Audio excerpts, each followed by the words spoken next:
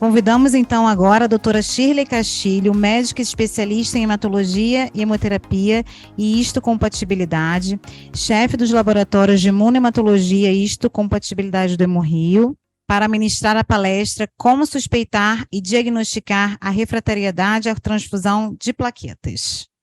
Bem, boa tarde a todos. Quero agradecer à Comissão Científica pelo convite e ter essa oportunidade de dividir esse tema aqui com vocês hoje. Bom, muito bem. Quando nós falamos de trombocitopenia, ou seja, um número diminuído, reduzido de plaquetas, ela pode estar associada, essa trombocitopenia, a diversas condições clínicas. Deixa eu ver onde eu ponho aqui. Diversas condições clínicas, como, por exemplo, uma diminuição de produção por diversas patologias que podem ser por uma própria deficiência da medula ou a uma deficiência, por exemplo, no caso da anemia megaloblástica.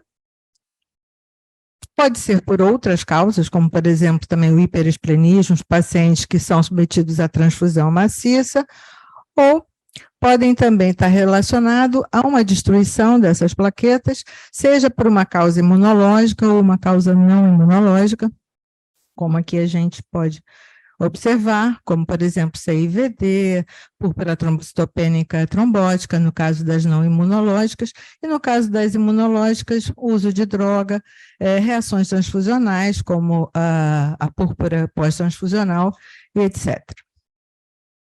Mas a refratariedade, ela vem a ser o quê? A não resposta a uma transfusão de plaquetas. Mas essa caracterização dessa refratariedade, ela tem regras, para a gente determinar e definir. Então, por definição, a refratariedade plaquetária, ela é caracterizada quando não há o aumento plaquetário depois de 2 transfusões de concentrado de plaquetas ABO compatíveis, e de preferência isogrupo, e ainda assim plaquetas com menos de 48 horas, não esquecendo de falar da dose apropriada dessas plaquetas. Então, não essa caracterização dessa refratariedade, ela não cursa simplesmente com uma contagem diferencial do número de plaquetas antes e depois. Ela é um pouco mais complexa, e o que nós vamos buscar e medir é essa contagem do incremento mais corrigido. Corrigido por quê? Porque ele vai levar justamente em consideração a superfície corpórea do paciente, vai levar em consideração a dose de plaqueta que foi efetuada, e vai justamente observar o número absoluto de aumento, mas esse número absoluto vai entrar nessa contagem para dar definitivamente depois qual foi o real incremento dessa plaqueta. Parece uma fórmula complicada, mas ela realmente não é, a gente vai decifrar um pouquinho. E a convenção se diz que existe uma refratariedade se quando após a contagem de plaquetas pós-transfusional, lembrar sempre que nesses casos de análise de refratariedade a gente tem que saber a contagem pré-transfusional, eu posso dizer que há uma refratariedade se eu meço após 1 hora de transfusão e esse incremento for inferior a 5.000 plaquetas por ml. Ou ainda, se eu meço 24 horas depois e esse incremento foi menor do que 2.500 plaquetas por ml. Vou dar um exemplo aqui, que vai ficar fácil. Então, por exemplo, um paciente com 1,8 metros quadrados de superfície corpórea, com uma contagem de plaquetas inicial de 5 vezes 10 a 9, com contagem pós-transfusional de 10 vezes 10 a 9, então aqui a gente vê que houve um aumento de 5, vezes 10 a 9. Paciente recebeu 8 concentrados de plaquetas randômicas, isso corresponde a uma dose de 4 vezes 10 a 11 plaquetas, por quê? Porque se espera que um concentrado de plaqueta randômica tenha 0,5 vezes 10 a 11 plaquetas por litro. Então, se ele tomou 8 concentrados de plaqueta, 8 vezes 0,5, vai dar 4, ok? Então, aplicando a fórmula, a gente observa que o resultado final foi 2.250 por ml. Se essa contagem foi após 1 hora ou mesmo após 24 horas, é uma contagem inferior àquela desejada. Então, a gente poderia dizer que esse paciente está refratário. As causas dessa refratariedade pode ser devido ao aumento da destruição dessas plaquetas, e aí eu posso ter uma causa imunológica ou causas até não imunológicas que estariam mais relacionadas, tem que ser aqui mesmo, relacionadas ao consumo. Nós teríamos em relação à destruição, as causas imunológicas, a gente estaria mais relacionados a anticorpos do sistema HLA, de classe 1, estaríamos também relacionados aos anticorpos HPA, que são anticorpos dirigidos contra antígenos próprios da plaqueta, os anticorpos ABO, lembrando que as plaquetas têm antígenos desse sistema, também pode ser relacionado à formação de imunocomplexo, principalmente em relação a determinadas medicações, ou até mesmo a autoanticorpos. Já em relação ao consumo, né, e nesse caso, essas causas não imunológicas vão estar relacionadas, nós temos, por exemplo, a febre, infecção, hepatomegalia, né, que podem levar, então, a essa refratariedade. Então, é importante, num processo de investigação, a gente dizer o que está acontecendo. Essas plaquetas estão sendo destruídas, essas que eu estou transfundindo, ou o que está acontecendo é que o organismo está consumindo muito rapidamente essas plaquetas. Bom, esse gráfico aqui, ele caracteriza em relação, se vocês observarem, nós temos duas curvas. Então, nessa primeira curva, onde depois de 1 hora, então, houve a transfusão de plaquetas, 1 hora depois se dosam essas plaquetas. Quando o gráfico apresenta essa curva onde há subida imediata das plaquetas, que está lá em azulzinho, e a queda vai se dando aos poucos, só depois, né, de um determinado tempo, isso está caracterizando uma resposta de subida, ou seja, não existem anticorpos que estejam destruindo rapidamente essas plaquetas, então essa curva mostra muito uma razão relacionada ao consumo dessas plaquetas, né? Já quando o comportamento, né, da dosagem após a primeira hora após a transfusão de plaqueta, onde a gente não vê uma subida eficaz, como é o gráficozinho relacionado àquela linha vermelha, isso caracteriza uma refratariedade imunológica, porque como já existem anticorpos circulantes, essas plaquetas não chegam nem a subir. Então, essas duas linhas demonstram muito bem as causas imunológicas e não imunológicas. Bom, nós vamos dar mais ênfase aqui, então, a refratariedade associada à presença de anticorpos. Então, como eu falei, a plaqueta exibe antígenos na sua membrana. Ótimo, vou usar aqui.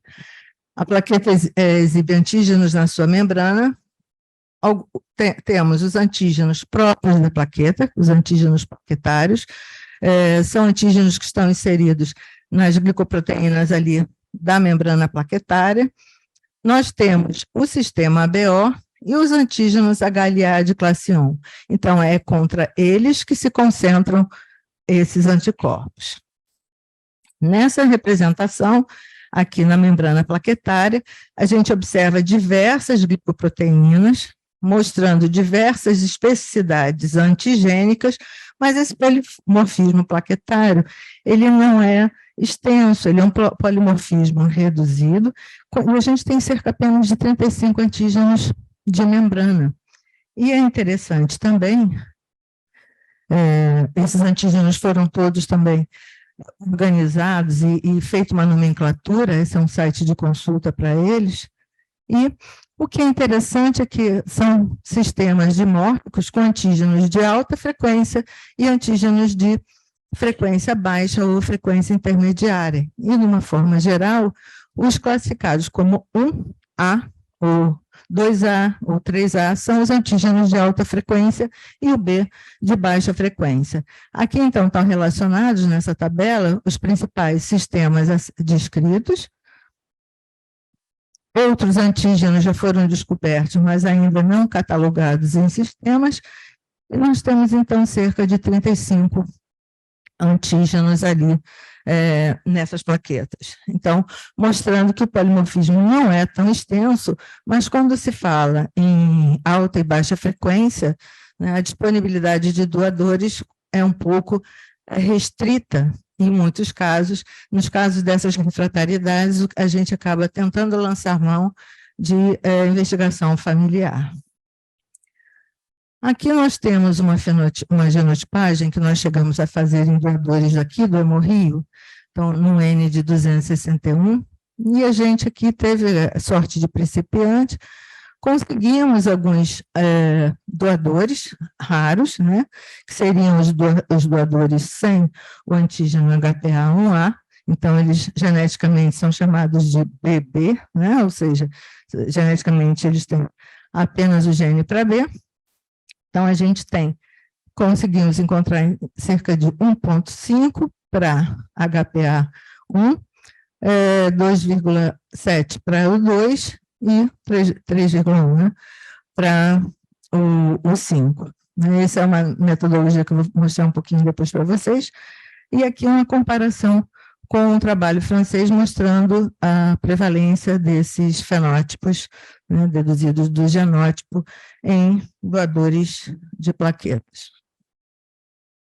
Bom, quando voltamos para os antígenos do sistema BO, nós sabemos qual o grande desafio, né, que é fornecer plaquetas isogrupos. E na grande maioria das vezes a gente não tem essa possibilidade. Então, em geral, os pools, a gente sabe que uma doação convencional, né, vai gerar uma dose de um concentrado de plaquetas randômica, que não é uma dose terapêutica para um adulto normal. Então, normalmente, a gente tem que utilizar pelo menos 5 unidades de diferentes doadores, o que dificulta esse fornecimento da plaqueta isogrupo. No entanto, trabalhos realmente demonstram que a refratariedade pós-transfusões de plaqueta, ela é muito mais prevalente quando o indivíduo vem frequentemente submetidos a transfusões com plaquetas ABO incompatíveis do que com as plaquetas ABO compatíveis. O grande vilão nessa história da transfusão das plaquetas acaba sendo o sistema HLA. O sistema HLA é um sistema de histocompatibilidade, né, onde a gente estuda bastante em relação à viabilidade dos transplantes, seja de órgãos sólidos, sejam de células tronco hematopoéticas. Esse sistema ele tem um papel fundamental na resposta imunológica, e o HLA de classe 1, né, esses antígenos estão presentes em quase todas as células nucleadas, em especial em plaquetas. O grande vilão desse sistema é porque ele é um sistema extremamente polimórfico. Então, as plaquetas exibem antígenos HLA de classe 1, que são divididas em 2 locos, que é locus A e locus B, representando, assim, 4 diferentes antígenos relacionados, né, ao sistema HLA de classe 1. Aqui é um gráfico, né, também nós temos, o sistema é super bem estudado, normatizado, a parte de nomenclatura, e aqui nós temos, nesse gráfico, mostra o polimorfismo de classe 1, existe a classe 2 também, mas a classe 2, que é típica dos linfócitos B, eles não estão exibidos na plaqueta, então nossa grande preocupação seria só classe 1. Bom, diante da possibilidade de uma refratariedade imunológica, nós passamos a investigar se existem anticorpos contra antígenos HLA ou HPA, e também realizamos a genotipagem desses pacientes para definir uma melhor conduta de suporte. Existem vários testes para pesquisa de anticorpos. Esse teste é um teste de triagem, que é o PIFT, que ele vai tanto detectar anticorpos contra antígenos HLA e HPA. Então, ele é apenas um teste de triagem, que é um teste que a gente, em geral, vai fazer utilizando a citometria de fluxo, usando um anticorpo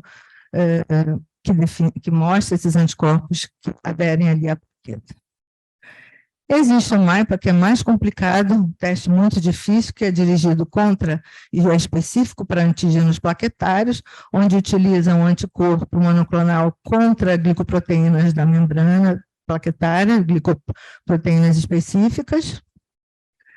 E existem, em contrapartida, as genotipagens para a gente caracterizar pacientes e doadores no sentido de complementar a informação da presença daquele anticorpo e selecionar o melhor doador.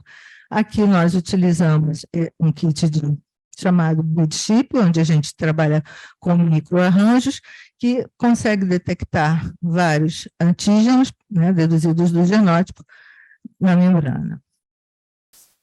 Existem também a pesquisa de anticorpos, que pode ser feita por uma tecnologia chamada Luminex.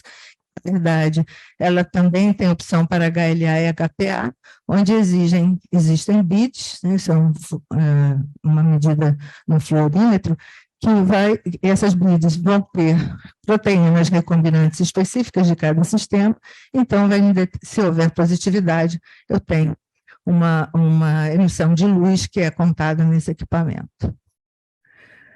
A genotipagem HLA também pode ser feita neste mesmo equipamento, só que nas BIDs, em vez de ser nós encontrarmos essas proteínas recombinantes, o que tem sequências específicas de primer que vão determinar o genótipo, seja do paciente, seja do doador. Bom, em relação à estratégia transfusional, o que nós podemos fazer, se a suspeita é de anticorpo HLA de classe 1, posso ter um banco de doadores genotipados da HLA, existe toda uma discussão se o banco do redômetro poderia ser utilizado nesses casos, né? Então a discussão continua, não terminou. Ou a gente faz o chamado CROSNET, testando o soro do paciente contra linfócitos T do doador. Então, a gente infere, né, utilizando a presença de anticorpo anti-HLA reagindo contra a plaqueta, não estudando a própria plaqueta, mas linfócito T. Se o anticorpo é anti-HPA, na verdade, a gente pode utilizar a técnica do PIFT, e se fizer o anticorpo anti-HLA e der negativo, é uma forte inferência de que realmente seja anticorpo HPA, e aí o doador pode se lançar mão de um banco de doador, que não é tão significativo os bancos como é de HLA, ou fazer um estudo familiar e ver se tem doador familiar compatível. Isso aqui é uma regrinha que só mostra, caracteriza e classifica os tipos de compatibilidade de A a B4, levando em consideração o número de antígenos respeitados, desde 4 ou até nenhum, é só ilustrativo. Então, o CROSNET é feito em placas de Terazak, onde a gente utiliza o soro do paciente, utilizamos, então, o linfócito T separado do doador de aférese, a gente manda o tubo lá para a doação de aférese, eles coletam a amostra em ACD, que é uma técnica específica, a gente separa os linfócitos T por BIDs magnéticas, e depois a gente cruza, junta, né, o soro e esses linfócitos, aplica uma técnica simples e até técnica de AGH, e vamos determinar se a gente faz uma coloração, se é compatível que ficar em verdinho, é incompatível quando há lesão celular, porque é o CDC, é uma reação dependente de complemento.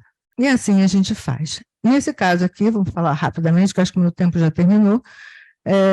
No caso, a gente faz a genotipagem, então a gente tem essa informação, e a pesquisa de anticorpo, ela já vai determinar qual a tua chance de encontrar uma plaqueta compatível. 51% é o PRA, é a análise desse painel de anticorpos, então a minha chance provavelmente é de 50%. Nesse caso, foi selecionado 2 doadores, então, esses doadores, as plaquetas de aférese ficam reservadas até os resultados saírem. Então, um doador deu incompatível, outro deu compatível. Vejam bem, nesses casos, gente, são doadores de aférese, eu não conheço o genótipo HLA, eu posso prosseguir para determinar a genotipagem, ou vou liberar apenas pela realização do crossmatch, lembrando, usando o linfócito T. Bom, aqui é um algoritmo, eu não vou entrar nesse algoritmo, porque, na realidade, meu tempo acho que já esgotou. Então, o que a gente tem que saber é que o suporte de pacientes com refratariedade plaquetária exigem técnicas específicas. É super importante também a gente caracterizar se é uma refratariedade por destruição ou consumo e se é imunológica ou não. E para assim, então, fazer sentido a gente utilizar técnicas, às vezes, exaustivas para compatibilizar plaquetas, quando, na verdade, nem sempre a causa da refratariedade é imunológica. Tá? Existem softwares também específicos hoje, que foram desenvolvidos especialmente para o transplante, mas que podem também ser utilizados no suporte desses pacientes refratários. Tem o HLA Matchmaker, tem o EPVIX, podem ser utilizados. Queria agradecer a equipe aqui do Hemorrio, né, o grupo pessoal do Laboratório de Hemoterapia, mas todo o grupo de aférese, captação, serviço de hemoterapia como um todo, expedição, que acabam todos envolvidos nesse processo, né, que sai um pouco da curva para esses pacientes. Tá bom? Obrigada. Obrigada, doutora Shirley. Vamos para as perguntas. Quais desses métodos comentados são realizados no Hemorrio? Então, no Hemorrio a gente faz as técnicas de crossmatch, a pesquisa de anticorpo irregular, a pesquisa de anticorpo HLA a gente faz por tecnologia do Luminex.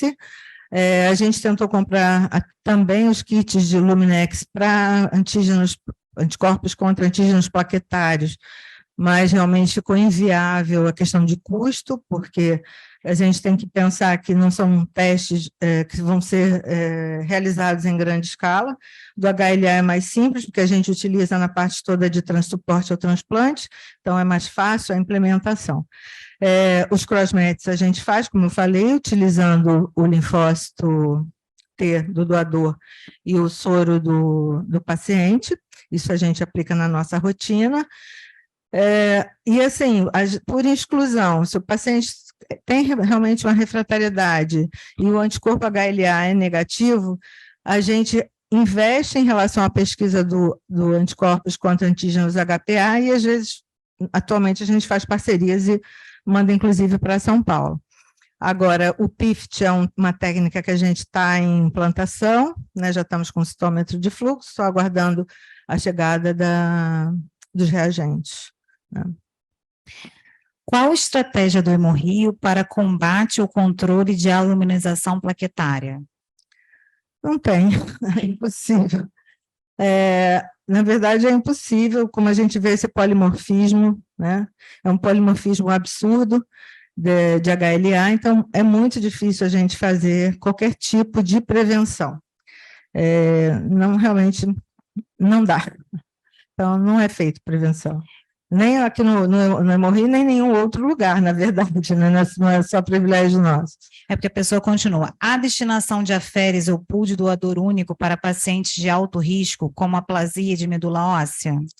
Então, a gente sabe que sempre que disponível, as plaquetas de aférese... Nós somos um hospital, na verdade, para doentes hematológicos, então todos seriam eleitos para plaquetas de aférese. Só que essa não é a nossa realidade, a gente não tem um número de doadores de aférese suficiente para dar esse suporte para esses pacientes, diminuindo realmente a sensibilização, né? E essa estratégia de aférese diminui um pouco, mas é um desafio bem grande dar esse suporte. Não sei se o Luiz sabe o número de transfusões de plaquetas mês que nós temos aqui, mas é gigantesco. Então, quer falar? Não, então, assim, realmente, a gente tem essa prioridade, todos os nossos pacientes, né, que recebem plaquetas, têm necessidade, estariam eleitos, mas nem todos podem ser contemplados.